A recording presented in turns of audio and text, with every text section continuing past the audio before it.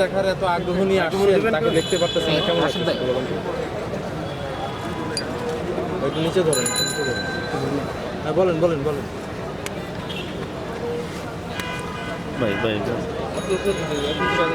বিসমিল্লাহির রহমানির রহিম।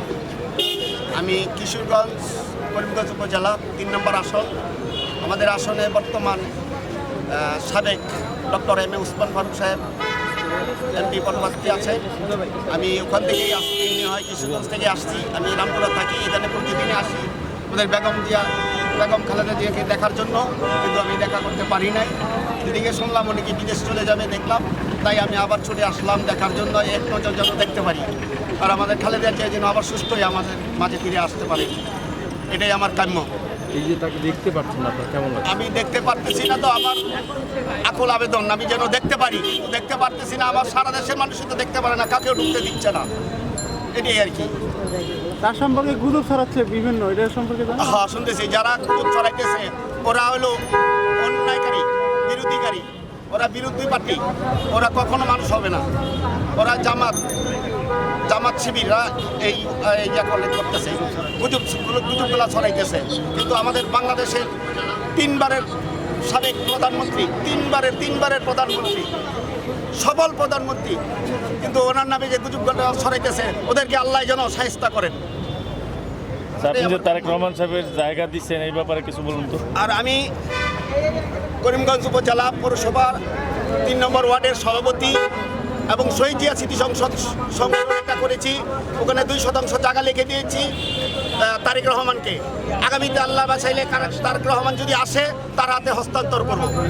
হ্যাঁ, তার হাতে দলিলটা হস্তান্তর করব। এতদিন দিতে পারি নাই, উনি দেশে ছিল না। তবে আমাদের দেশের বড় বড় নেতাগুলো সবাই অবগত আছেন। ওই শহীদ জিয়া স্মৃতি সংসদের সভাপতি আমি 2001 সালে সংগঠন করেছি। ডক্টর উসমান ফারুক যখন এমপি ছিলেন, তখন 2001 সালে আমি বিদেশ ছিলাম, বিদেশ থেকে আইসা। কি মনে করে এই 2% জায়গা? আমি বিএনপিকে অনেক ভালোবাসি, জিয়া রহমানকে অনেক ভালোবাসি। আমি বিদেশ ছিলাম, সিঙ্গাপুর ছিলাম, ওখান থেকে আইসা 2000 সালে আসছি। 2001 সালে আমি 2% জায়গা তারেক রহমানকে লিখে দিয়া ওখানে অফিস করেছি। সেই অফিস তারিখ দিয়ে আসলে আমি তার হাতে হস্তান্তর করবো, দলিল হস্তান্তর করবো। সে কি আসবে? সে অবশ্যই আসবে, সে অবশ্যই আসবে। সে নির্দোষ, কোনো দোষী না। সে তাকে মিথ্যা মামলা দিয়ে তাকে হয়রানিমূলকভাবে দেশে রাখছে, এটাই আমি জানি। এবং সে অবশ্যই আসবে, সে বাংলাদেশে অবশ্যই আসবে। আমি মনে করি এদিকে আসবে। কবে নাগাদ আসতে পারেন? মনে হয় এই মাসে আসতে পারে। দলের পক্ষ থেকে বলা হচ্ছে তার কাছে একটা আইনি বাধা আছে, এটা কি সত্য? জি জি, এটা আমরা শুনতে পাইতেছি। এই আইনি বাধা ফিরিয়ে রাখতে পারবেন ইনশাল্লাহ, আল্লাহর রহমতে।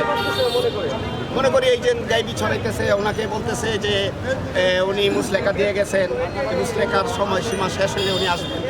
মনে করি মুসলেখাগুলি কোনো কাজের নয়, এগুলি শুধু বানোয়ার। উনি আসবেন ইনশাল্লাহ। এবং বাংলাদেশের মানুষের কাছে আমি সবার কাছে দোয়া চাই, উনি যেন আসতে পারে এবং খালেদা জিয়ার যেন সুস্থ হয়ে আমাদের বাংলাদেশে আবার ভালোভাবে নির্বাচন করতে পারে, এটাই আশা করি। এতদিন ধরে বেগম খালেদা জিয়া শারীরিক অসুস্থতায় হসপিটালে রয়েছে, আপনার অনুভূতিটা খুবই খারাপ ছিল। আমাদের দেশে গ্রামে অঞ্চলে আমি সবার কাছে দোয়া চাই এবং মসজিদে আমি দোয়া পড়াই দিছি যেন ওনাকে সুস্থ করে দেন।